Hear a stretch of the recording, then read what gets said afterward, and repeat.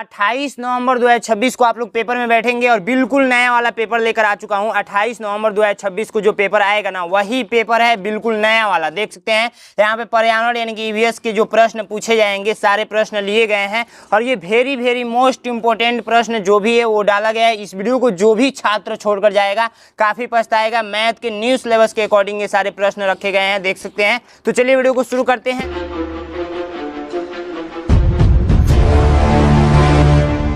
सबसे पहली बात, आपको पेपर कुछ इस टाइप से मिलेगा, ठीक है। पेपर में सबसे पहले यहाँ पर रोल नंबर पूछा गया है तो यहाँ पर अपना रोल नंबर लिखेंगे। परीक्षार्थी का नाम पूछा गया है तो यहाँ पर अपना नाम लिख देंगे और परीक्षार्थी का हस्ताक्षर पूछा गया है तो यहाँ पर अपना सिग्नेचर कर देंगे। समय आप लोग का 2 घंटा मिलेगा और ये पेपर 100 नंबर का होता है, ठीक है। और ये देख सकते हैं पेपर किस पे होता है, ओमआर शीट पे होता है। ओमआर शीट कुछ इस टाइप से मिलने वाला है। कैसे भरना है, यूट्यूब पे लिखना है nano exam OMR sheet, video मिल जाएगी। मानसिक योग्यता का 20 प्रश्न रहेगा और ईवीएस यानी कि पर्यावरण का 20 को प्रश्न रहेगा, यानी कि जीके का 20 को प्रश्न रहेगा। अंक गणित यानी कि मैथ का आप लोग का 20 को प्रश्न 25 नंबर का और भाषा परीक्षा यानी कि हिंदी का आप लोग का 20 को प्रश्न 25 नंबर का। कुल योग यानी कि 80 को प्रश्न रहेगा और 100 नंबर का ये पेपर होगा, ठीक है। इसमें किसी भी प्रकार का ऋणात्मक मार्किंग नहीं होता है, इसीलिए आप लोग 80 का 80 प्रश्न करके आएंगे।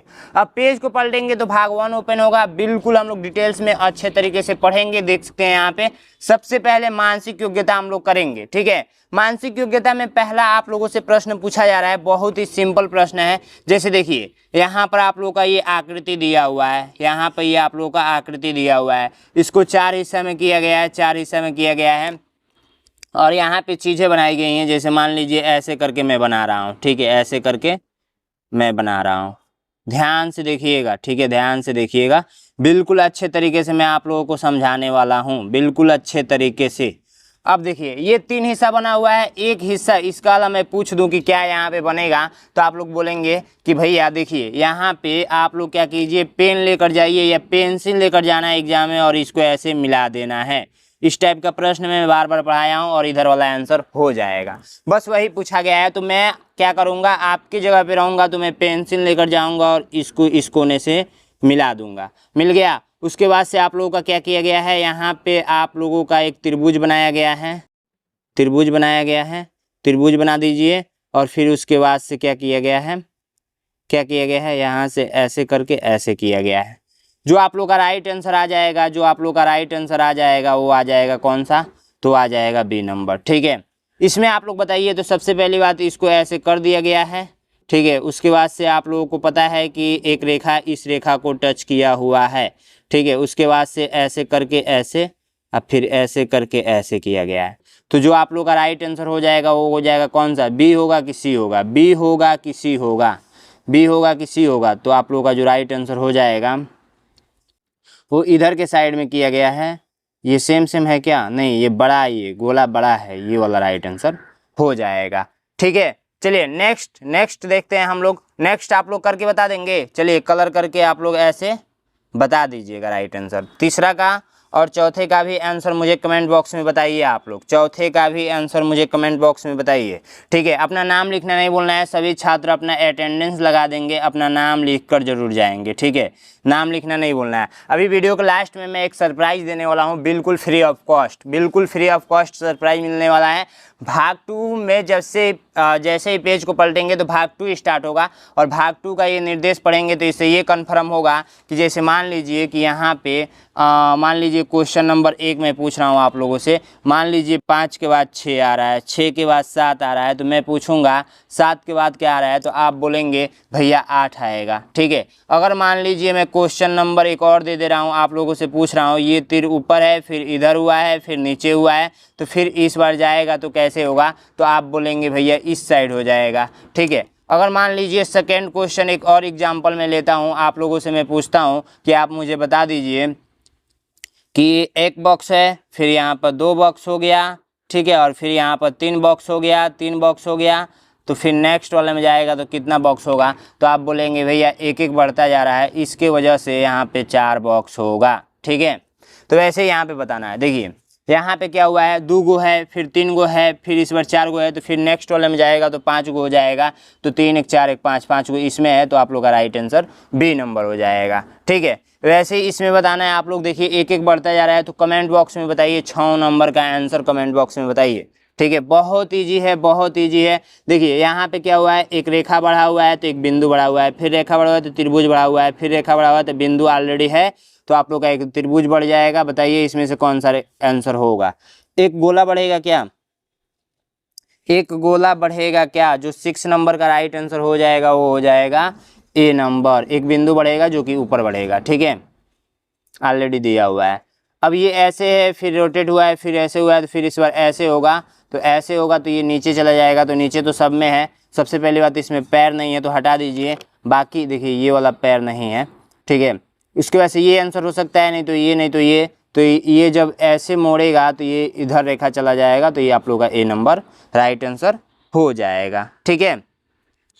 चलिए नेक्स्ट वाला का आंसर आप लोग खुद से देंगे, खुद से देंगे। अभी हम लोग ईवीएस पढ़ेंगे, बहुत मज़ा आएगा ईवीएस पढ़ेंगे। तो सबसे पहले मेंटल एबिलिटी के पूरे प्रश्न हम लोग इजी तरीका से कर लेते हैं, ठीक है, इजी तरीका से कर लेते हैं और सभी छात्र अपने अपने दोस्तों में शेयर कर देंगे। भाग 3 का निर्देश पढ़ेंगे, तो इस निर्देश से ये कन्फर्म होगा ना कि जैसे देखिए यहाँ पे लिखा है त्रिभुज दे सकता हूँ, नहीं तो वर्ग, नहीं तो वृत्त। त्रिभुज देगा तो इस टाइप से देगा, ये फुल त्रिभुज है लेकिन इसको ऐसे देगा, ऐसे कट करके देगा। तो आप बता नहीं देंगे कि इधर वाला हिस्सा कौन सा होगा, तो ये पेंसिल लेकर जाएंगे और इसे मिलाएंगे तो इधर वाला हिस्सा निकल कर आ जाएगा। अगर गोला देगा तो ये संपूर्ण गोला होता है और ऐसे ऐसे कट कट करके देगा, तो इसको यदि आप पेंसिल से मिलाएंगे तो इधर वाला आंसर हो जाएगा, ठीक है। अगर आप लोगों का वर्ग देगा, वर्ग, तो वर्ग आप लोगों का ऐसे होता है, ऐसे वर्ग की चारों भुजाएं बराबर होती हैं। आप लोग मैथ पढ़े होंगे, वर्ग की चारों भुजाएं बराबर होती हैं। तो ये आप लोगों का ऐसे अगर दे रहा है, ऐसे अगर दे रहा है, तो आप लोग इधर वाला हिस्सा अगर ऐसे करके मिला देंगे तो इधर वाला हिस्सा आंसर हो जाएगा, ठीक है। तो वैसे ही ये पूछा गया है, तो देखिए ये वर्ग है, एक टाइप से वर्ग है, तो ये अगर पेंसिल लेकर जाएंगे और ऐसे करके मिला देंगे, थोड़ा सा और इसको ऊपर होना चाहिए था, तो इसमें से कौन सा राइट आंसर मैच करेगा, तो आप लोग का राइट आंसर जो मैच करेगा वो मैच करेगा सी नंबर, ठीक है, सी नंबर। क्यों, क्योंकि ये देखिए जब रेखा सीधा है तो हम लोग को रेखा सीधा ही चाहिए, यहाँ पे टेढ़ा कर दिया गया है।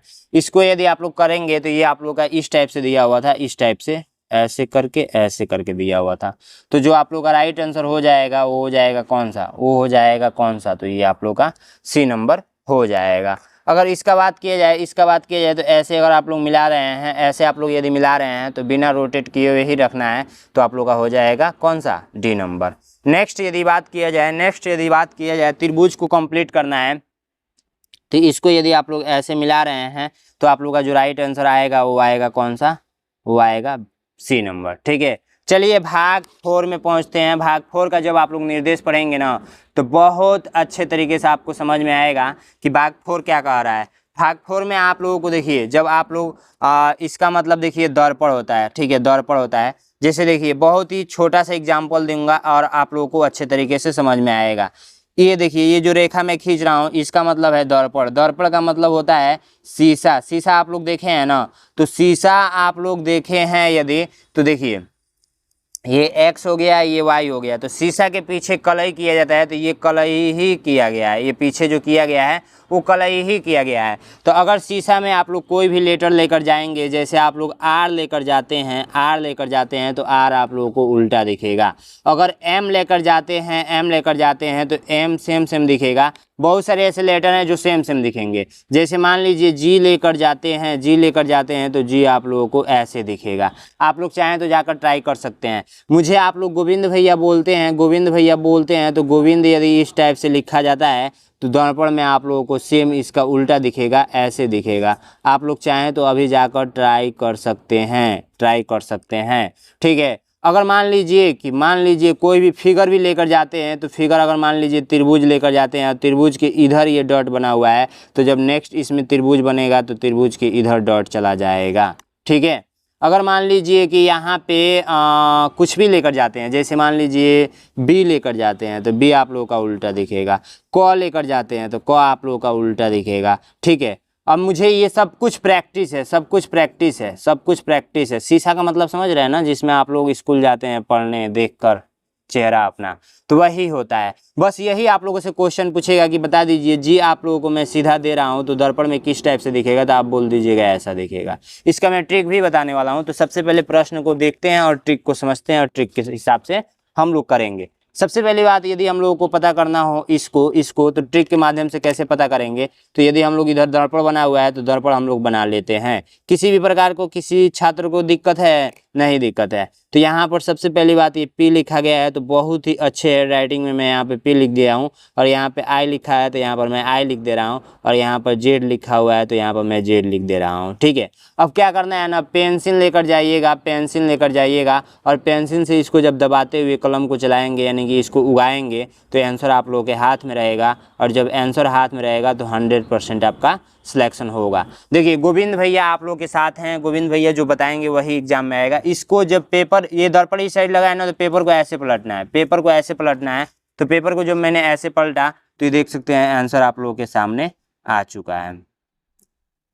ठीक है, तो किस ऑप्शन में है भैया, तो बी नंबर राइट आंसर हो जाएगा। किसी भी क्वेश्चंस को करना हो तो ऐसे ही अगर फिगर को उगाएंगे और ऐसे पेज को पलट देंगे तो आंसर आ जाएगा। चलिए मैं चाहता हूँ 13 नंबर, 15 नंबर और 16 नंबर का आंसर आप लोग खुद से करेंगे। चलिए नेक्स्ट हम लोग देखते हैं। नेक्स्ट भाग आप लोगों का 5 जो है, भाग 5 बहुत ईजी है, भाग 5 बहुत ईजी है, इसको करना बहुत आसान है। देखिए कैसे करना है। सबसे पहली बात, अगर मैं आप लोगों से बोलूं कि देखिए अगर मान लीजिए कि आप चोर हैं, ठीक है, चोरी वोरी किए, चोरी करके किसी घर में छुपने का प्रयास कर दिए, लेकिन पुलिस आएगा तो आपको ही ढूंढेगा, न कि किसी घर के अदर सदस्य को पकड़ेगा, आप ही को न ढूंढेगा।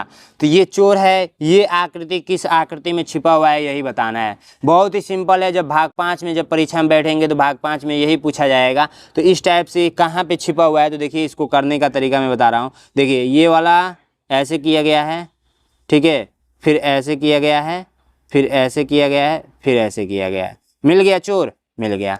अब ये वाला आकृति बता दीजिए किस में छुपा हुआ है, तो ये वाला आकृति थोड़ा सा दिमाग लगाना पड़ेगा, लेकिन मैं लगाऊंगा, आपका गोविंद भैया लगाएंगे। तो ये वाला फिगर यहाँ पे छुपा हुआ है, देख सकते हैं।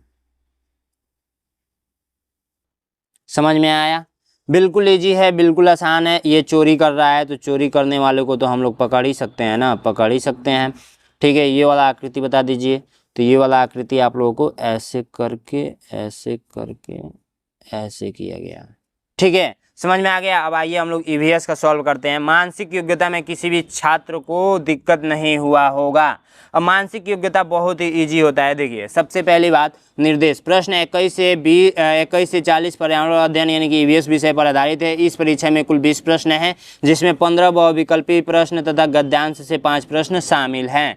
ठीक है, 15 प्रश्न तो बहुविकल्पी रहेगा, लेकिन लास्ट में एक गद्यांश भी दिया जाएगा, कुछ इस टाइप से देख सकते हैं। ठीक है, इससे 5 को प्रश्न रहेगा। तो आइए हम लोग चेक करते हैं। बस, रेलगाड़ी और हवाई जहाज में से कौन सा परिवहन साधन सबसे तेज गति से लंबी दूरी तय करता है? बहुत इजी है, बहुत इजी है। आप लोग एक काम करेंगे ना, आप लोग एक काम करेंगे, काफ़ी अच्छे तरीके से आप लोग क्या करेंगे, इसका उत्तर देते हुए चलेंगे। ठीक है, इसका उत्तर देते हुए चलेंगे। तो सबसे तेज आप लोग का क्या चलता है? हवाई जहाज चलता है। बताइए, हवाई जहाज सबसे तेज़ी से चलता है और बहुत ही कम समय में दूरी तय करता है, ये नंबर 1 पे है। और नंबर 2 पे आप लोग का रेलगाड़ी चलता है। रेलगाड़ी आप लोग का नंबर 2 पे सबसे तेज़ी से चलता है। और नंबर 3 पे आप लोग का बस चलता है। और बैलगाड़ी बैल से जो चलता है, बैल से, तो ये सबसे स्लो चलता है। ठीक है, तो आप लोग का राइट आंसर हवाई जहाज हो जाएगा। ठीक है, नेक्स्ट है, किसी नदी के किनारे बसे गाँव में लगातार कई दिनों तक बहुत अधिक वर्षा हो, ऐसी स्थिति में कौन सी समस्या उत्पन्न हो सकती है? तो देखिए बाढ़ आ सकता है। जब बहुत ज़्यादा बारिश होगा तो बाढ़ आ सकता है। ठीक है, पहाड़ों पर सीढ़ीदार खेती बनाने का मुख्य लाभ क्या है? तो आप लोग का मुख्य लाभ जानते हैं क्या है? पहाड़ों पर जब सीढ़ीदार खेती बनाएंगे ना, यानी कि तो मिट्टी के कटाव को रोक सकते हैं, मिट्टी के कटाव को रोक सकते हैं, मिट्टी के कटाव को कम करना इसका मुख्य उद्देश्य होता है। अब बोलेंगे भैया इस टाइप का प्रश्न एग्जाम में आएगा क्या? देखिए इसी टाइप का एग्जाम में आएगा, और भी मैं टाइप का एग्जाम में करा दिया हूँ। जैसे कि आप लोगों का, मैं आप लोगों को क्वेश्चंस बहुत सारा दिखा सकता हूँ। जैसे एग्जाम्पल के रूप में मैं आप लोगों को दिखा दूँ। देखिए वो पेज ही लग रहा है छूट चुका है, कोई दिक्कत नहीं है, मैं दिखा दे रहा हूँ। इसमें है, देखिए ईवीएस का किताब भी आने वाला है बहुत जल्द। ठीक है, मैं आप लोगों को हर क्लास में आप लोगों को इस टाइप का प्रश्न दिखाता हूँ। देखिए इस टाइप का भी प्रश्न आपके एग्जाम में पूछा जाएगा। ठीक है, इस टाइप का भी आपके एग्जाम में प्रश्न पूछा जाएगा।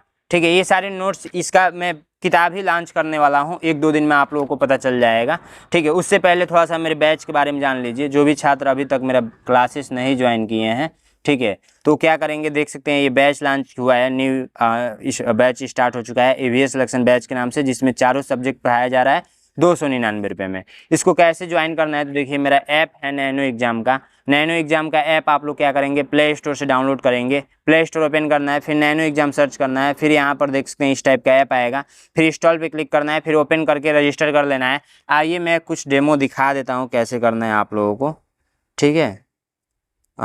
सबसे पहली बात, यहाँ पे देखिए प्ले स्टोर ओपन हो गया है, ठीक है, प्ले स्टोर ओपन हो गया।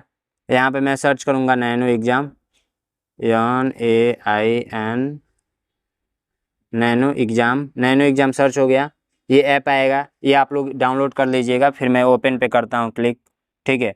ओपन जैसे ही करेंगे देख सकते हैं पैड कोर्स, ये वाला कोर्स आप लोग परचेज कर लीजिएगा, जिसमें आप लोग को EVS का नोट्स बिल्कुल फ्री में मिलेगा। देख सकते हैं यहाँ पे सारा EVS का नोट्स लगा हुआ है। राष्ट्रीय प्रतीक वाला चाहिए तो इस पर क्लिक करके ये राष्ट्रीय प्रतीक वाला ले सकते हैं आप लोग, देख सकते हैं, ठीक है, राष्ट्रीय प्रतीक वाला आप लोग ले सकते हैं। उसके बाद से यदि बात किया जाए कोई भी, जैसे आप लोग को मानसिक योग्यता का पढ़ना है तो मानसिक योग्यता का देख सकते हैं चैप्टर कितना इजी तरीके से यहाँ पे लगाया गया है, ठीक है, इसका क्लासेस भी लगाया गया है। और उसके बाद से मैथ्स पढ़ना है तो मैथ्स न्यू रिकॉर्डेड क्लास में आएंगे, उसके बाद अंक गणित पे क्लिक करेंगे, ये सारा मैथ का क्लासेस लगाया गया है, ठीक है। उसके बाद से PYQ क्वेश्चंस भी मिलेंगे। अगर आपको केवल EVS का ही चाहिए तो ये 99 रुपये वाला परचेज कर लेंगे, 99 रुपये वाला परचेज कर लेंगे। जल्दी से परचेज कर लीजिए, नहीं तो इसका रेट भी बढ़ने वाला है। देख सकते हैं 149 रुपये लिखा गया है, लेकिन अभी भी ऑफर पे चल रहा है। और जिनको भी ऐसे ही न्यू मॉडल पेपर चाहिए तो ये वाला 20 मॉडल पेपर वाला परचेज करेंगे, 20 मॉडल पेपर वाला। इसमें बिल्कुल न्यू वाला मॉडल पेपर डाला गया है, देख सकते हैं यहाँ पे मैं आपको दिखा दे रहा हूँ, ठीक है, ये देख सकते हैं, ठीक है, बिल्कुल नया वाला पेपर इसमें डाला गया है। यहाँ पर देखिए EVS का ये डाला गया है, ठीक है। लास्ट में आंसर शीट भी डाला गया है, मैं दिखा दे रहा हूँ, ये लास्ट में आंसर शीट भी है, ठीक है। और इसका वीडियो सोल्यूशन भी मिलेगा, हर एक मॉडल पेपर का वीडियो सोल्यूशन मिलेगा, देख सकते हैं, ठीक है। तो जाइए बैच को ज्वाइन कर लीजिए। ये सारे बैच आप लोग का चल रहे हैं, मात्र 3 ही बैच चल रहा है, जिसको जो ज़रूरत है वो खरीद सकता है, ठीक है। और बाकी इसमें अगर चाहते हैं कि फ्री में मुझे PDF मिल जाए तो PDF पे क्लिक कीजिएगा, और ये इस पर क्लिक कीजिएगा, ये सारे PDF फ्री में भी लगे हुए हैं। जैसे आप लोग को ये चाहिए, जैसे आप लोगों को विटामिन का चाहिए, ठीक है, तो इस टाइप से लगे हुए हैं। चलिए जाइए ज्वाइन कर लीजिए, ठीक है, जाइए ज्वाइन कर लीजिए। अब आइए हम लोग आगे बढ़ते हैं। हरे पौधे अपना भोजन बनाने के लिए मुख्य रूप से किस गैस का उपयोग करते हैं, तो मुख्य रूप से जो देखिए हम लोग ऑक्सीजन लेते हैं लेकिन कार्बन डाइऑक्साइड छोड़ते हैं, तो कार्बन डाइऑक्साइड का उपयोग क्या करते हैं, उपयोग करते हैं। किसी पौधे की पत्तियां मुरझा रही हैं और मिट्टी बहुत सूखी है, पौधे को स्वस्थ रखने के लिए सबसे आवश्यक क्या करना चाहिए, तो उसके जड़ काट देना चाहिए, उसे पानी देना चाहिए, उसे अंधेरे में कमरे में रखना चाहिए, उसकी सभी पत्तियां तोड़ देनी चाहिए, नहीं उसे पानी देना चाहिए, इस बात का ध्यान रखिएगा, ठीक है। इस टाइप के प्रश्न आपके एग्जाम में आएंगे।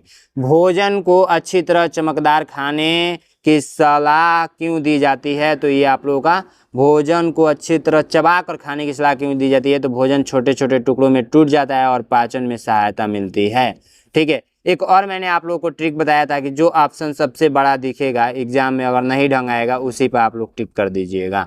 हृदय का मुख्य कार्य क्या होता है, तो हृदय का मुख्य कार्य जो होता है रक्त को पूरे शरीर तक पंप करना होता है। हृदय का मुख्य कार्य क्या होता है बताइए, 27 नंबर का राइट आंसर बताइए, 27 नंबर का राइट आंसर भी हो जाएगा। चलिए नेक्स्ट हम लोग पढ़ते हैं। नेक्स्ट आप लोग नेक्स्ट ध्यान से देखेंगे। ये ओ भाई साहब, इसको हम लोग हटा दें, चलिए हटा देते हैं, इसकी कोई ज़रूरत नहीं है। किसकी ज़रूरत नहीं है, मॉडल पेपर की, सॉरी मॉडल पेपर का बोल रहा हूँ, OMR शीट की। OMR शीट भरना जब मैं सिखाऊंगा तब ना ज़रूरत है। जब हम दौड़ते हैं तो हमारी सांस लेने की गति सामान्यतः से तेज हो जाती है, इसका मुख्य कारण क्या है, तो शरीर को पानी की आवश्यकता नहीं रहती, शरीर को अधिक ऑक्सीजन की आवश्यकता होती है, फेफड़े सिकुड़ जाते हैं, हृदय काम करना बंद कर देता है। बिल्कुल हृदय काम करना तो बंद करेगा नहीं, अगर हृदय ही काम करना बंद कर देगा तो फिर हम लोग जीवित कैसे रहेंगे। तो जो आप लोग का 28 नंबर का राइट आंसर हो जाएगा वो हो जाएगा A नंबर, शरीर को अधिक ऑक्सीजन की आवश्यकता होती है, ठीक है। आँखों से हम मुख्य रूप से क्या अनुभव करते हैं, तो हम लोग देखते हैं, यानी कि दृश्य देखना होता है। यदि किसी शहर में वाहनों और कारखानों से बहुत अधिक धुआं निकलता है तो इसके मुख्य रूप से कौन सा प्रदूषण बढ़ेगा? तो धुआं निकलेगा, तो वायु प्रदूषण में ज़्यादा दिक्कत होगी। ठीक है। पानी को व्यर्थ बहाने से रोकने के लिए निम्न में से कौन सा कार्य उचित है? तो व्यर्थ रिसते हुए नल की मरम्मत कराना, साफ पानी की नाली में डालना, आवश्यक से अधिक पानी बहाना, ब्रश करते समय नला खोल छोड़ देना। तो ये हो जाएगा। ठीक है, राइट आंसर ये हो जाएगा। रोकना है ना, व्यर्थ को रोकना है। मिट्टी को तेज हवा और पानी द्वारा बह जाने से रोकने में कौन सा उपाय सबसे अधिक है? तो आप लोग क्या करेंगे, मिट्टी को बार बार खोदना, पेड़ को काटना, पेड़ पौधे लगाना, ये वाला आप लोग का राइट आंसर हो जाएगा। जितना ही ज़्यादा पेड़ पौधे लगाएंगे उतना ही आप लोग का मिट्टी का कटाव रुकेगा। भारत का राष्ट्रीय पशु कौन सा है? तो भारत का राष्ट्रीय पशु बाघ है, आप लोगों को भी पता है। अब हम लोग को बताइएगा राष्ट्रीय पक्षी क्या है, राष्ट्रीय फल क्या है, राष्ट्रीय वृक्ष क्या है? 3 को बताना है, पक्षी, फल और वृक्ष। ठीक है। दीपावली, ईद, क्रिसमस और होली जैसे त्योहारों की एक महत्वपूर्ण विशेषता क्या है? तो वे लोगों में खुशियां और आपस में मेल जोल बढ़ाते हैं। ठीक है। वर्षा ऋतु में बादल अपने बनने से पहले जलवाष्प के ठंडा होकर जल की छोटी छोटी बूंदों में बदलने की प्रक्रिया क्या कहलाती है? तो जल के छोटे छोटे बूंदों में बदलना आप लोगों को, बादल बनने से पहले जलवाष्प के ठंडा, ये आप लोग का कहलाता है संघनन। ठीक है। अब आइए हम लोग अनुच्छेद पढ़ते हैं। ठीक है, अनुच्छेद पढ़ते हैं। आप लोग को क्वेश्चन सारे दिख रहे थे ना? बिल्कुल अच्छे तरीके से दिख रहे होंगे, जूमिंग इससे कम नहीं हो रहा है। ये अनुच्छेद है, पृथ्वी पर पाए जाने वाले सभी प्रकार के पौधे, पशु, पक्षी, कीट और सूक्ष्म जीव मिलकर जैव विविधता बनाते हैं। प्रत्येक जीव का प्राकृतिक में अपना एक विशेष महत्व होता है। मधुमक्खी फलों का परागण करती हैं, जिससे फलों और बीजों का निर्माण होता है। यदि किसी एक जीव की संख्या बहुत कम हो जाए तो पूरे पारिस्थितिकी तंत्र संतुलन बिगड़ सकता है। वनों की कटाई, प्रदूषण और अवैध शिकार जैव विविधता के लिए बड़े खतरे हैं। इसीलिए जीवों और उनके प्राकृतिक आवासों को संरक्षण करना आवश्यक है। जैव विविधता में कौन सा शामिल है? तो पौधे, पशु, पक्षी, कीट और सूक्ष्म जीव, ये सब कुछ शामिल है। मधुमक्खियां मुख्य रूप से कौन सा कार्य करती हैं? तो मधुमक्खियां रूप से परागण करती हैं। ठीक है। जैव विविधता के लिए सबसे बड़ा खतरा क्या है? तो ये है आप लोगों का उपरोक्त सभी हो जाएगा। वनों की कटाई, प्रदूषण, ये उपरोक्त सभी हो जाएगा। ठीक है। किसी एक जीव की संख्या बहुत कम होने पर क्या हो सकता है? तो पारिस्थितिकी तंत्र की संतुलन बिगड़ सकती है। ठीक है। जैव विविधता की रक्षा के लिए क्या आवश्यक है? तो आप लोग का जो आवश्यक है वो है प्राकृतिक आवासों का संरक्षण। ठीक है। एक चीज़ मैं बताऊं, मैथ बहुत ज़्यादा इंपॉर्टेंट है, मैथ को मिस नहीं करना है। चलिए हम लोग मैथ का इजी तरीका से सॉल्व करेंगे। ठीक है। गणित में जो छात्र कर ले जाएगा वो 100% पास होगा। 41 से लेकर आप लोग का 60 तक आप लोग का क्वेश्चन पूछा जाता है गणित का, यानी कि मैथ का 20 प्रश्न। ठीक है। बहुत आसानी तरीके से करेंगे। देखिए पहला क्वेश्चन कहा जा रहा है कि एक दुकानदार को किसी संख्या को 30 से गुणा करना था, लेकिन गलती से उसने 50 से गुणा कर दिया। इस त्रुटि के कारण परिणाम सही उत्तर से 400 अधिक हो गए। वास्तविक संख्या क्या थी? देखिए पूछा जा रहा है ना कि आप बता दीजिए कि वो वास्तविक संख्या क्या थी जो दुकानदार को गुणा करना था, लेकिन उसने गलती से 50 से गुणा किया था। तो आप बता दीजिए। तो देखिए सबसे पहले आप लोग क्या करेंगे ना, सबसे पहले वो गलत जो गुणा कर रहा है उसको लिख लीजिए। गलत गुणा कर रहा है उसको लिख लीजिए। गलत गुणा क्या कर रहा है? तो गलत गुणा मान लीजिए वास्तविक संख्या मान लीजिए x है। ठीक है। x से गुणा कर रहा है किससे? गलती से वो 50 से गुणा कर रहा है। ठीक है। 50 से वो गुणा कर रहा है। ठीक है। अगर सही गुणा लिख लीजिए, सही गुणा लिख लीजिए। सही गुणा उसको क्या करना था? जो वास्तविक संख्या थी उससे गुणा करना था उसको। सही जो गुणा करना था वो गुणा करना था 30 से। ठीक है। 30 से। अब जो गलत परिणाम आया है, गलत परिणाम जो आया है तो वही पूछा जा रहा है। गलत परिणाम सही उत्तर से 400 अधिक है, यानी कि 400 अधिक कब होगा? जब हम लोग गलत परिणाम में से सही परिणाम को घटाएंगे तो हम लोगों को क्या अंतर आना चाहिए? वो आना चाहिए 400 का। 400 आना चाहिए। तो बस यही समीकरण ये बनता जा रहा है। तो गलत परिणाम आप लोग लिख लीजिए। तो ये हो जाएगा 50x माइनस कर लीजिए सही परिणाम, तो ये हो जाएगा यहाँ पर 50 लिख लीजिएगा 30x इक्वल टू में आ गया आप लोगों का 400। तो ये जब घटाएंगे तो 20x हो जाएगा, ये हो जाएगा 400। ध्यान रखिएगा x यहीं पर रहेगा और ये 20 इसके साथ गुणा में है तो इधर आएगा तो भाग के रूप में हो जाएगा। ये बात आपको अच्छे तरीके से पता होगा। 1 0 से 1 0 काट दीजिए और इसको कट करेंगे तो ये कितना मिलेगा, 20 मिलेगा। कितना मिलेगा, 20 मिलेगा। तो राइट आंसर क्या आ गया आप लोगों का, 20। क्या आ गया, हम लोग ने x वास्तविक संख्या माना था, यहाँ पे लिख लेंगे माना वास्तविक संख्या x है। ठीक है, इसको बिना माने नहीं लग सकता है।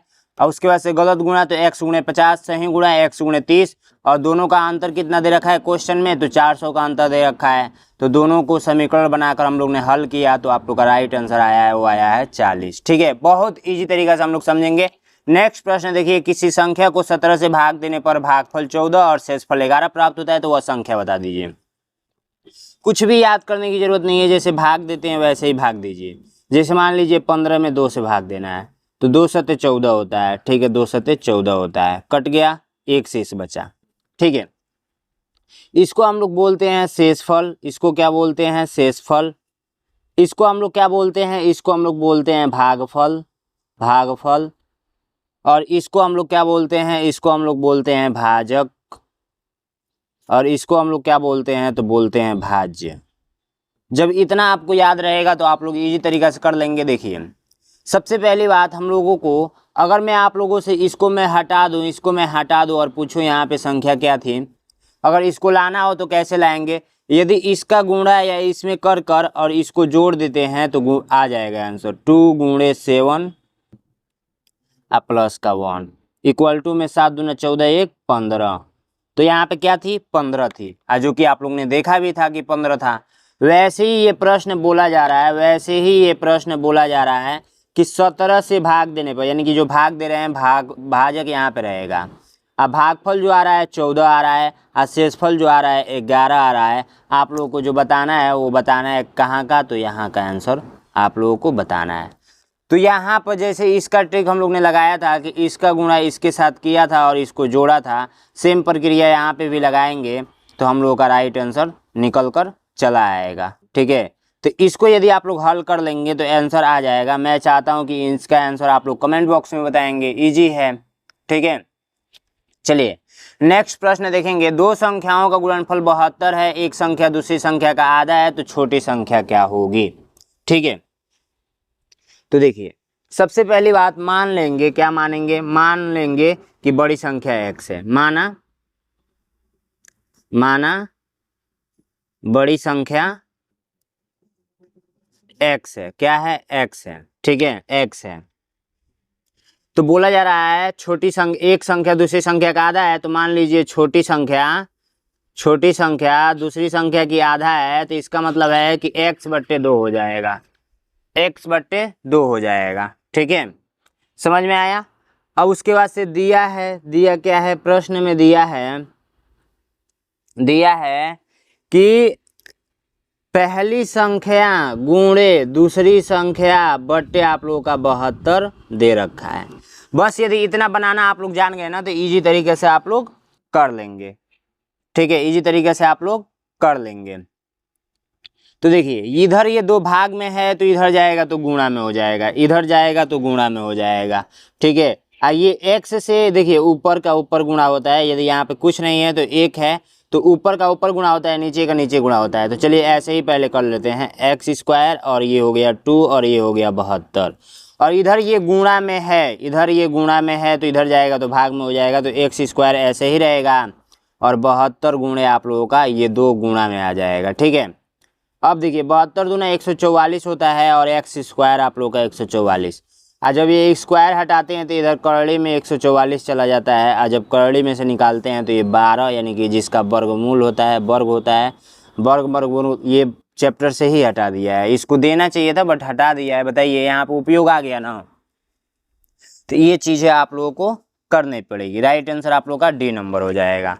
नेक्स्ट क्वेश्चन की ओर चलेंगे। वेरी मोस्ट इंपॉर्टेंट है ये सवाल, हर साल एग्जाम में आता है। इसको करने के लिए अभाज्य गुणनखंड, जैसे देखिए ऐसे एलसीएम निकालते हैं ना, वैसे ही लिख देना है। अभाज्य संख्या किसको बोलेंगे? अभाज्य संख्या यानी कि प्राइम नंबर। तो ये सारी संख्याएं होती हैं जो एक से कटती हैं, यानी कि जिसमें एक से भाग लगता है और स्वयं यानी कि वे खुद से भाग लगती है, वही आप लोगों का अभाज्य संख्या कहलाता है। ठीक है, वही आप लोगों का अभाज्य संख्या कहलाता है। तो सबसे पहली बात, इस 2 से कट करेंगे तो इस 2 से हम लोग काटते हैं, तो 2 से भाग लगाएंगे इसमें, तो इसका डायरेक्ट आधा कर दीजिए, तो 4, और ये आप लोगों का कितना हो जाएगा? 16 का आधा 8। 84 दूना 68 होगा ना? हाँ, हो जाएगा। फिर उसके बाद से 2 से कट कर दीजिए तो ये 42, फिर 2 से कट कीजिए 21, और फिर 3 से कट कीजिए 7, और फिर 7 से कट कीजिए 1। अब इसी को यदि हम लोग गुणा के रूप में लिख दें, गुणा के रूप में लिख दें, गुणा के रूप में लिख दें, तो यही आप लोगों का राइट आंसर अभाज्य गुणनखंड हो जाएगा। कभी कभी ये भी प्रश्न पूछा जा सकता है कि अभाज्य गुणनखंडों की संख्या बता दीजिए, तो इसको काउंट कर लेना है, 2 गो 3 गो 4 गो 5 गो। कितना आया है? 5 गो आया है। ठीक है, नेक्स्ट क्वेश्चन कहा जा रहा है कि वह छोटी से छोटी संख्या ज्ञात कीजिए जिसमें 450 से गुणा करने पर एक पूर्ण वर्ग बन जाए। पूर्ण वर्ग का मतलब समझिए, पूर्ण वर्ग का मतलब देखिए, पूर्ण वर्ग का मतलब जैसे ये 25 है, ये पूर्ण रूप से ये पूर्ण वर्ग है, वर्ग का मतलब 5 का है, 5 का ये पूर्ण वर्ग है। अगर मान लीजिए 36 होता तो 36 किसका पूर्ण वर्ग है? तो 6 का पूर्ण वर्ग है। ऐसे ही पूछा जा रहा है कि किससे गुणा करेंगे कि एक पूर्ण वर्ग बन जाए, तो ये आप लोग 900 यदि कर देते हैं, यानी कि गुणे, यानी कि 450 गुणे यदि 2 कर देते हैं, तो आप लोग का 900 आएगा। और 900 किसका पूर्ण वर्ग होता है? तो 30 का। किसका होता है? तो 30 का। 30 का होता है ना, गुणा कर लीजिए, 30 गुणे 30, 0 0 0 और 3 3 9, 0 0 9, 900 आ गया। 30 का ये पूर्ण वर्ग होता है। तो हम लोग को किससे गुणा करना पड़ेगा? 2 से गुणा करना पड़ेगा। कुछ लॉजिक वाला भी क्वेश्चन दिया जाएगा जो आपको दिमाग लगाकर करना होगा। अब देखिए, ये वेरी वेरी मोस्ट इंपोर्टेंट प्रश्न है। आप बोलेंगे भैया ये सिलेबस में है नहीं, बट है, चीज़ें समझिए आप लोग। मैं पढ़ा रहा हूँ, गोविंद भैया पढ़ा रहे हैं, तो है, नहीं होता तो मैं नहीं पढ़ाता। औसत में लास्ट में आपको अच्छे तरीके से बता दूंगा क्यों है, कहाँ से आया है क्वेश्चन, ये सब कुछ इस पेपर में देखेंगे। एक भी सिलेबस के बाहर नहीं है, एक भी प्रश्न सिलेबस के बाहर नहीं है, लेकिन मैंने एक प्रश्न केवल यही रखा है सिलेबस के बाहर, बट इसका रीज़न भी मैं बताऊंगा। ठीक है, सबसे पहले औसत का मतलब समझ लीजिए। औसत, औसत का मतलब होता है एवरेज। जैसे मान लीजिए आज आपने 10 रुपये कमाया, कल आपने 20 रुपये कमाया, परसों आपने 5 रुपये कमाया, फिर चौथे रोज आपने 3 रुपये कमाया, ऐसे घटता बढ़ता जा रहा है। लेकिन मैं पूछूं कि आपका कमाई क्या है, तो आप लोग बताएंगे, कैसे बताएंगे? बता ही नहीं पाएंगे भाई, कभी कम भी है कभी ज़्यादा भी है। तो उसका आप एक औसत बता सकते हैं। औसत का मतलब कि एवरेज बता सकते हैं कि भाई मैं इतना एवरेज तक कमा लेता हूँ। ठीक है, एवरेज निकालना होता है। कैसे निकालना होता है? तो एवरेज निकालने के लिए आप लोग लिखेंगे कुल संख्या का योग, कुल संख्या का योग, संख्या का योग, अब बट्टे में क्या?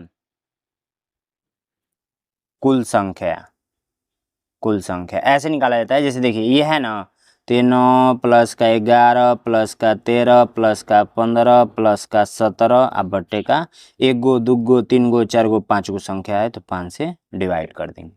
जैसे ही डिवाइड करेंगे तो आप लोग का जो आंसर आएगा वो औसत में आएगा। मुझे आंसर कमेंट बॉक्स में चाहिए। हालांकि ये सिलेबस में नहीं है, लेकिन मैं पढ़ा रहा हूँ, इसका रीज़न मैं लास्ट में बताऊंगा। जो छात्र मुझसे जुड़े हैं, पढ़िए आप लोग, ठीक है, चुपचाप पढ़िए बस। यदि एक पूरक कोण दूसरे से 10 कम है तो बड़ा कोण बता दीजिए। देखिए, मैंने आप लोगों को पूरक कोण, पूरक कोण और कोटि पूरक कोण,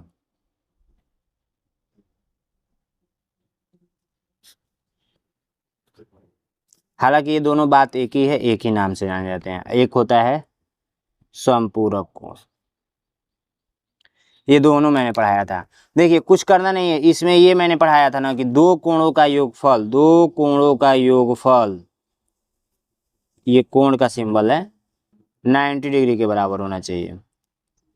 इसको मैंने पढ़ाया था दो कोणों का योगफल, दो कोणों का योगफल 180 डिग्री के बराबर होना चाहिए।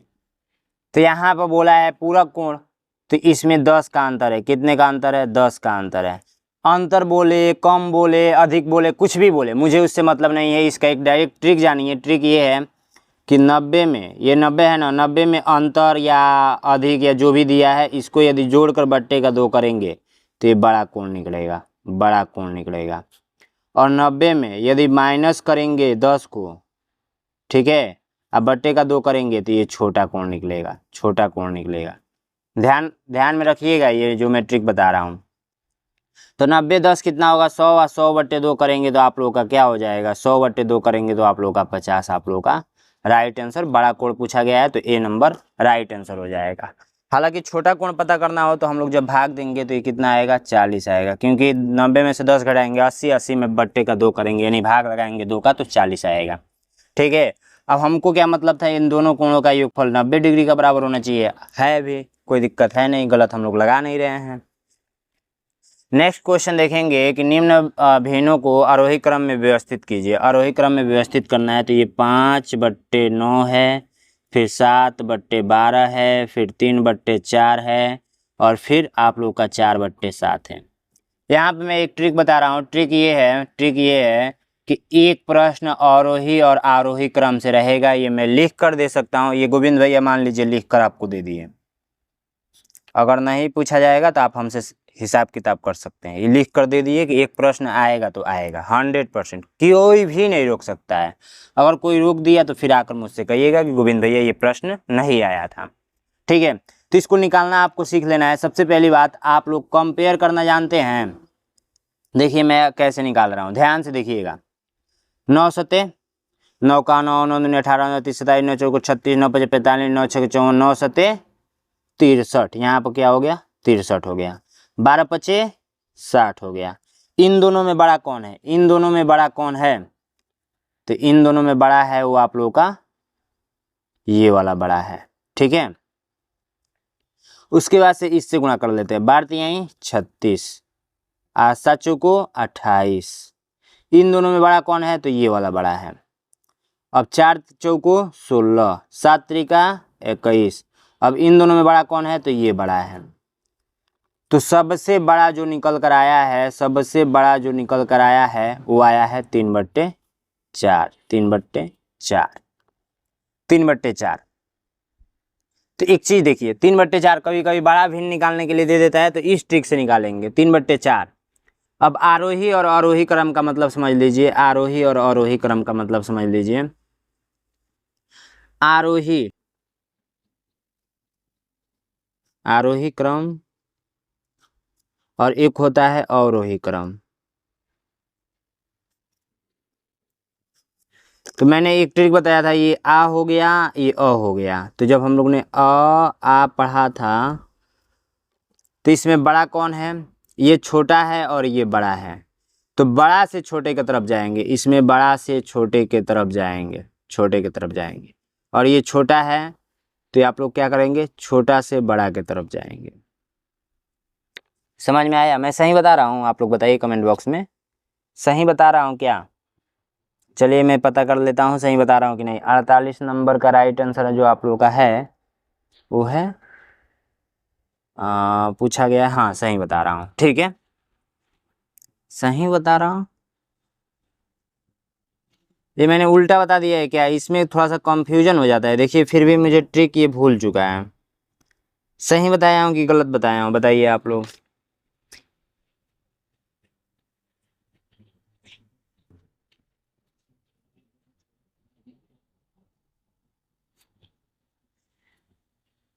सबसे छोटा ये है 5/9, 3/4, 5 हिस्सा में से 9 हिस्सा, 3 हिस्सा में 4 हिस्सा लोग खा रहे हैं, 4 हिस्सा। सबसे बड़ा ये है आरोही, बड़ा यानी कि बढ़ते क्रम, बड़ा है यानी कि बढ़ते क्रम। ये थोड़ा सा गलत बता दिया मैंने। यहाँ पर रहेगा छोटा से बड़ा की तरफ, छोटा से बड़ा की तरफ, और यहाँ पर रहेगा बड़ा से छोटा की तरफ। ठीक है, बड़ा से छोटा की तरफ। ठीक है, बड़ा है इसलिए क्या होगा, बढ़ते क्रम, ये छोटा है इसलिए क्या होगा, घटते क्रम। ठीक है, यही बस बताना था आप लोगों को। चलिए एक बार और मैं बता देता हूँ। ये हो गया अवरोही क्रम, आरोही क्रम। तो इसको मैंने बताया था कि ये छोटा है यानी कि क्या होगा, छोटा है यानी कि बड़ा है तो बढ़ते क्रम, ये बड़ा है तो बढ़ते क्रम, पहले सबसे पहले छोटका, फिर उससे बड़का, फिर उससे बड़का, फिर उससे बड़का। ये छोटा है तो घटते क्रम, बड़का छोटका छोटका छोटका छोटका, ठीक है, यही बताना था। तो आप लोग सबसे पहली बात जानते हैं क्या कीजिए, भाग देकर देख लीजिए। 5/9 है, 7/12 है, उसके बाद से 3/4 है, उसके बाद से 4/7 है। तो भाग ही देकर देख लीजिए। 5 में भाग दे दीजिए 9 से, तो 0 लगाएंगे, 0 बढ़ाएंगे, 9 पचे 45, फिर 5 9 पचे 45, इसका आ गया 0.55। अब 7 में भाग दे दीजिए 12 से, 12 गुण 24 12 13 12 14 12 25 60 12 छक्के 72, 12 पच्चे 60, 12 पच्चे 60, बचा 10, एगो 0 बढ़ाएंगे, 12 8 96, 12 8 96, ठीक है। अब ये 3 में भाग दे दीजिए 4 से, तो नहीं जाएगा, 0 लगाएंगे, 0 आएंगे, 4 3 12 4 चौको 16 4 चौको 16 4 25 4 4 7 चौको 28, 7 चौको 28, 4 पचे 20, ये आ गया 0.75। और इसको भाग देना है 4 में 7 से, 0 लगाएंगे, 0 बढ़ाएंगे, 7 पचे 35, 5 7 7 49, 0.57। देखिए, यदि आप लोग ऐसे कर लेंगे तो आपको पता चल जाएगा कौन बड़ा है कौन छोटा है। तो सबसे छोटा आप लोग को जो दिख रहा है वो दिख रहा है ये वाला, उसके बाद से जो छोटा दिख रहा है वो दिख रहा है ये वाला, उसके बाद से आप लोगों का जो छोटा दिख रहा है ये वाला, फिर ये वाला। नंबर 1, नंबर 2, नंबर 3, नंबर 4 कर लीजिए। 1 2 3 और 4 ऐसे सजा दीजिए। तो आप लोग नंबर 1 पे किसको रखेंगे? हम लोग को किधर से किधर जाना है? हाँ, बड़ा से छोटा से बड़ा की तरफ जाना है। तो सबसे पहले 5/9 रखेंगे, ठीक है। उसके बाद नंबर 2 पे कौन रखेंगे? तो ये है आप लोगों का 4/7 रखेंगे। नंबर 3 पे किसको रखेंगे? 7/12 को रखेंगे। और नंबर 4 पे रखेंगे 3/4 को। किस ऑप्शन में मैच कर रहा है? तो किस ऑप्शन में मैच कर रहा है? ए नंबर आप लोगों का राइट आंसर दिख रहा है, ठीक है। चलिए नेक्स्ट प्रश्न की ओर चलते हैं। नेक्स्ट प्रश्न आप लोगों का कहा जा रहा है 7 किलोग्राम 5 हेक्टोग्राम और 120 ग्राम को में कुल कितने ग्राम हैं? बहुत ईजी है, देखिए। सबसे पहली बात, 1 किलोग्राम 1 किलो ग्राम को ग्राम में बदल लीजिए तो ये होता है 1000 ग्राम, ठीक है। तो ऐसे ही 7 किलो दिया है तो 7 किलो को 7 गुणे 1000 करेंगे, 1000 करेंगे तो ये हो गया 7000 ग्राम, ठीक है, पहली चीज। और दूसरी चीज 5 हेक्टेयर बोला है तो 1 हेक्टेयर बराबर 1 हेक्टोग्राम बराबर 1 हेक्टोग्राम बराबर होता है 100 ग्राम। कितना होता है? 100 ग्राम। तो ये आप लोग 5 हेक्टोग्राम बराबर 5 गुणे 100 कर लीजिए तो ये हो गया 500 ग्राम, 500 ग्राम, ठीक है। चीजें समझ में आ रहा है? समझ में आ रहा होगा। अब तीसरी चीज बोला है क्या कि 120 ग्राम, तो 120 ग्राम तो डायरेक्ट जोड़ लीजिए ना, तो 7500 120 0 2 6 और 7 7620 ग्राम आ गया, ठीक है। समझ में आया? मैंने आपको बताया कि 1 किलोग्राम बराबर 1000 ग्राम होता है, तो 7 किलोग्राम आप लोगों का क्वेश्चन में दिया है तो 7000 ग्राम हो गया। और 1 हेक्टोग्राम बराबर 100 ग्राम होता है तो 5 हेक्टो बराबर 500 ग्राम हो जाएगा। अब ये ग्राम में पूछा गया इसीलिए हम लोग ने सबको ग्राम में बदल कर जोड़ दिया, ठीक है। नेक्स्ट प्रश्न देखेंगे। नेक्स्ट प्रश्न की 2 सही 3/8 और इनके व्युत्क्रम के बीच का अंतर बता दीजिए। कुछ नहीं करना है, व्युत्क्रम का मतलब समझ लीजिए। व्युत्क्रम का मतलब जानते हैं क्या होता है? उल्टा। उल्टा उल्टा का मतलब जैसे 1/2 है, 1/2 का व्युत्क्रम पूछो तो 2/1 हो जाएगा। 3/4 है तो 3/4 का व्युत्क्रम पूछो तो 4/3 हो जाएगा। वैसे ही पूछा गया है तो 8 दूना 16, 16 16 3 16 3 19, 16 3 19 19/8, इसका व्युत्क्रम हो जाएगा 8/19, 8/19। दोनों का अंतर पूछा गया है, घटाकर मुझे आंसर कमेंट बॉक्स में बताएंगे, ठीक है। चलिए नेक्स्ट प्रश्न की ओर चलते हैं। एक नियमित षष्ठभुज की प्रत्येक भुजा 7 सेमी है, उसका परिमाप बता दीजिए।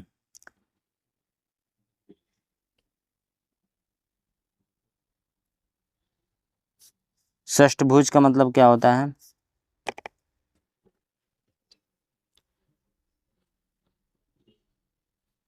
छह भुजा वाला बहुभुज,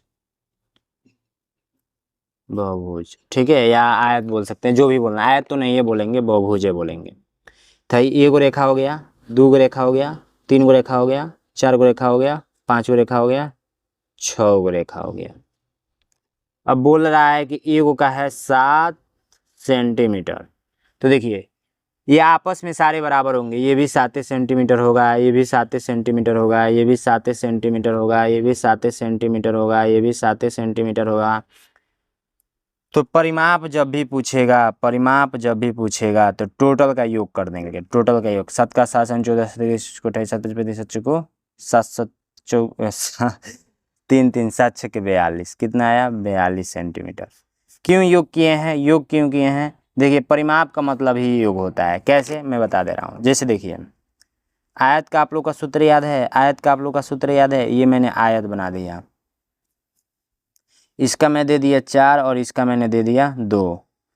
तो आप लोग सूत्र पढ़े होंगे, परिमाप बराबर आयत का परिमाप बराबर सूत्र पढ़े होंगे लंबाई या प्लस का चौड़ाई। ये पढ़े हैं कि नहीं पढ़े हैं? पढ़े हैं, ठीक है। तो देखिए अगर मैं इसको ऐसे न लिख कर अगर ऐसे लिख दूं तो क्या गलती है? 2 गो लंबाई और 2 गो चौड़ाई, यानी जो रहेगा तो ना मैं जोड़ूंगा, जो कोई है तो ना मैं जोड़ूंगा। तो ऐसे ही कर लेता हूँ। तो ये देखिए अब मान लीजिए मैं इस सूत्र से लगाता हूँ, तो ये 4 और प्लस का 4 और प्लस का 2 और प्लस का 2 इक्वल टू 4 4 8 8 8 4 12 आ रहा है। आप इस सूत्र से लगाइए तब भी 12 आएगा। देख लीजिए 2 और कोष्टक में रख दीजिए 4 और प्लस का 2 इक्वल टू 12। तो बात एक ही है, बस कोई आपको बताया नहीं है। चलिए हम लोग वर्ग पे भी ट्राई कर लेते हैं। ये आप लोग का वर्ग हो गया जिसकी चारों भुजाएं बराबर होती है। अब परिमाप बराबर क्या होता है? 4 गुणे भुजा, 4 गुणे भुजा, या कुछ लोग 4a जानते हैं। 4a का मतलब वही हुआ 4 गुणे भुजा। तो मान लीजिए कि ये है आप लोग का 5 सेंटीमीटर। तो आप लोग करेंगे क्या? मैं इसको ऐसे ना लिख कर मैं ऐसे लिख दूं, तब मान लीजिए सब 5 है, सब 5 है, सब 5 है, 5 को 20 डायरेक्ट मैं जोड़ दिया चारों को। आ गुणा भी वही तो बात है, 4 गुणे भुजा 5 को 20। बात एक ही है बाबू, जोड़िए या गुणा कर दीजिए, सूत्र का उपयोग कर लीजिए। तो ये आप लोग का 42 आप लोग का राइट आंसर आया हुआ है, ठीक है। कभी कभी ये भी पूछता है कि इसके अंतःकोणों का योगफल बता दीजिए, अंतःकोणों का योगफल। तो इसका सूत्र होता है n-2 गुणे 180, 180, ठीक है, याद हो जाएगा।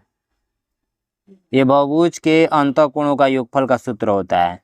कैसे? देखिए ये 6 गो है, क गो भुजा है? 6 गो है ना, तो 6 - 2 कर लीजिए गुणे 180 कर लीजिए। तो हो गया 4 गुणे 180, 180 दूना 360, 360 दूना में 720। ये आप लोग का राइट आंसर आया है। कैसे? इस सूत्र को भी मैं प्रूव कर दूं। चलिए मैं प्रूव कर देता हूं। जैसे आप लोग ने आयत पढ़ा हुआ है, आयत के चारों अंत यानी कि अंतःकोणों का योगफल कितना होता है? तो आप लोग पढ़े हैं, बोलेंगे भैया 360 होता है। तो क्या इस सूत्र से नहीं निकल सकता है? ये जो जब 4 गो रेखा से बना हुआ है तो n- आप लोग 2 कर दीजिए, यानी कि 4 - 2 कर दीजिए और गुणे 180 कर दीजिए। तो ये मिला है 2 गुणे 180 इक्वल टू आप लोग का 360। बात एक ही है, ठीक है। तो इस टाइप से पूछा जाएगा। पिछली बार पूछा भी गया था कि 4 भुजाएं वाले, यानी कि हाँ ऐसे ही कुछ पूछा गया था, 4 भुजाओं वाला का अंतःकोणों का योगफल बता दीजिए। 30 सेमी भुजा वाले एक घन को काटकर 6 सेमी भुजा वाले किनारे कितने घन बनाए जा सकते हैं? तो 30 सेमी वाले भुजा का आयतन निकाल लीजिए और आप लोग 6 सेमी वाला भुजा का भी आयतन निकाल लीजिए। 6 × 35, 6 × 35, 6 × 35, 5 × 25, 25 × 125। राइट आंसर डी नंबर, ठीक है। नेक्स्ट प्रश्न कहा जा रहा है निम्नलिखित में से किस संख्या के गुणनखंडों की संख्या सबसे अधिक है? तो आप लोग निकाल कर बता दीजिए। 18 का है कि 19 का है कि 20 का है कि 21 का है? गुणनखंड निकालना मैंने आपको बताया था कि जो 1 से कटे, नहीं जिससे भाग लग जाए। 1 से भाग लगेगा, 2 से, 3 से, 6 से, 9 से एंड 18 से। और 1 से भाग लगेगा और 19 से भाग लगेगा। 1 से भाग लगेगा, 2 से लगेगा, 4 से लगेगा, 5 से लगेगा एंड 20 से लगेगा, 1 से लगेगा एंड 3 से लगेगा एंड 7 से लगेगा एंड 21 से। ये आप लोगों का हो जाएगा सबसे अधिक जो है वो है 18 का। नेक्स्ट प्रश्न देखिए, निम्नलिखित में से व्यंजकों का समीकरण कीजिए। इसका हल कीजिएगा खुद से, मैं नहीं करूँगा यार, बहुत मैं बोलते बोलते थक चुका हूँ। अभी बहुत सारे प्रश्न कराने हैं, 1 गो 2 गो 3 गो 4 गो 5 गो 6 गो कराने हैं। इसको भी आप लोग कर लेंगे। देखिए पूछा है, दिए गए दंडालेख में भारत, इंग्लैंड, ऑस्ट्रेलिया और पाकिस्तान के क्रिकेट स्कोर दिखाए गए हैं। ग्राफ को ध्यान से विश्लेषण करें और पता करें कि ग्राफ के अनुसार दूसरा सबसे अधिक स्कोर किस देश ने किया। सबसे अधिक पूछा जा रहा है कि किस देश ने किया, तो सबसे अधिक जो किया है वो किया है इंग्लैंड किया है, इंग्लैंड किया है। ठीक है, संख्या इतना का निकटतम, हाँ ये मुझे बताना जरूरी था। 9 सॉरी, ये है आप लोगों का 15,649 है। पूछा जा रहा है हजराहवें नियरेस्ट नंबर बता दीजिए। तो जब भी ये हजराहवें बोलेगा तो ये हजराहवें स्थान पे, लेकिन इसको हम लोग चेक करते हैं। ये 5 से यदि अधिक है, 5 से यदि अधिक है या 5 के बराबर है या बराबर है तो हमेशा इधर वाले में क्या होता है, एगो जुड़ जाएगा, यानी कि 1000 जुड़ जाएगा। जैसे देखिए ये 5 से अधिक है ना 6, तो ये डायरेक्ट 16,000 में परिवर्तन हो जाएगा। ठीक है, अगर यही इतना रहता 5 3 2 4 तो ये क्या होता, 5 से कम है तो ये डायरेक्ट इसको 0 कर देता। ये जो संख्या है 5 से कम है इसलिए इसको डायरेक्ट 0 कर देगा, तो ये हो जाएगा 15,000 यानी कि 15,000 में कन्वर्ट हो जाता। समझ में आया? तो ये नियरेस्ट वाला आप लोग सीख कर जाइएगा। एक प्रश्न फिक्स है, लिख लीजिए फिक्स। गोविंद भैया बता दिए कि फिक्स है तो फिक्स है। जो क्वेश्चन बता रहे हैं फिक्स है तो उस पर आप लोग गौर कीजिएगा कि गोविंद भैया क्या बता रहे हैं। बोलेंगे तो मैं लिख कर दे सकता हूँ, लीजिए लिख दिया। गोविंद भैया ये अपना सिग्नेचर भी कर दिए कि हाँ इस टाइप से आएगा तो आएगा, 100% आएगा, और ये इस टाइप का भी सवाल आएगा। तो एलसीएम निकाल लीजिए इसका, डायरेक्ट क्या एलसीएम निकालना है यार, 20 आएगा, 7 है ऊपर प्लस है जो है वो उतार दीजिए। इतना तो आप लोग करना जानते ही होंगे। अपना नाम के साथ कमेंट कीजिए। एक वृत्त को 40 बराबर भागों में बांटा गया, एक भाग का कोण बता दीजिए। ये जो वृत्त है इसको 40 बराबर भागों में बांटा जा रहा है, तो जो कोण है वो बता दीजिए। तो 360 डिग्री का ये टोटल कोण होता है। 40 भागों में बांटेंगे तो काट दीजिए, 12 बार में 24 बारते हैं 36 बार चौका बारते हैं 36 नहीं यार, 4 बार ना काटना है, तो 9 चौको 36 होता है, 9 बार में कटेगा, 9 बार में कटेगा। तो राइट आंसर ए नंबर हो जाएगा। ठीक है, टोटल 360 डिग्री का कोण बनेगा ना। आज जब भाग 40 भाग है तो एक भाग का पूछा जा रहा है। भाग का मतलब हिस्सेदारी, हिस्सेदारी का मतलब भाग देना। समझ में आया? एक वर्गाकार पार्क की भुजा 40 मीटर है, चारों ओर अंदर की ओर 2 मीटर चौड़ा पथ है। पथ को समतल कराने का व्यय ₹15 प्रति वर्ग मीटर की दर से कितना होगा? 4 अंकों की कुल प्राकृतिक संख्याओं की संख्या बता दीजिए। इस प्रश्न को आप लोग खुद से कीजिएगा। ठीक है, मैं थक चुका हूँ, थोड़ा सा लेंदी है लेकिन हो जाएगा, इजी है। ये मत समझिएगा कि बहुत ज़्यादा हार्ड सर छोड़ कर जा रहे हैं। ठीक है, बहुत ज़्यादा हार्ड नहीं है। चलिए, 4 अंकों की कुल प्राकृतिक संख्या, तो 1 अंकों की प्राकृतिक संख्या आप लोग लिख लीजिए। टोटल कितनी होती है? 9 गो होती है। 2 अंक कहाँ से स्टार्ट होती है? तो 10 से स्टार्ट होती है, 99 तक जाता है। टोटल काउंट करेंगे तो 90 को आएगा। ऐसे ही 3 अंकों का स्टार्ट होता है 100 से 999 तक, ये टोटल आएगा 900। फिर 900 फिर ये 1000 से स्टार्ट होता है 4 अंकों की, 3 अंकों की, 4 अंकों की, ये जाता है 9999 तक। टोटल कितना आ गया? 9000। ठीक है, अब आइए हिंदी का सलूशन करते हैं। हम लोग हिंदी का सलूशन बहुत इजी तरीका से करेंगे। बाकी हिंदी में कुछ है नहीं, 4 गो अनुच्छेद पूछा जाएगा, 1 2 3 और 4। तो आपको पता है ना मैं हिंदी पढ़ाता नहीं हूँ ज़्यादातर, तो हिंदी आप लोग खुद से पढ़िए। इसको पढ़ेंगे और इसका आंसर देंगे, इसको पढ़ेंगे और इसका आंसर देंगे, इसको पढ़ेंगे और इसका आंसर देंगे। इसी में छुपा होता है आंसर। ठीक है, इसको पढ़ेंगे और इसका आंसर देंगे। ठीक है, बहुत ईजी होता है। इस कहानी को अच्छे से पढ़िए और इन सारे को उत्तर दीजिए। और लास्ट में क्या होता है ना, यहाँ पर रफ कार्य करने के लिए, कच्चे कार्य के लिए जगह यहाँ पर रफ वर्क कर सकते हैं। समझ में आया? बच्चे पूछते हैं भैया रफ वर्क कहाँ करना है, तो यहाँ पर मैथ का जोड़ घटाना गुणा भाग कर सकते हैं।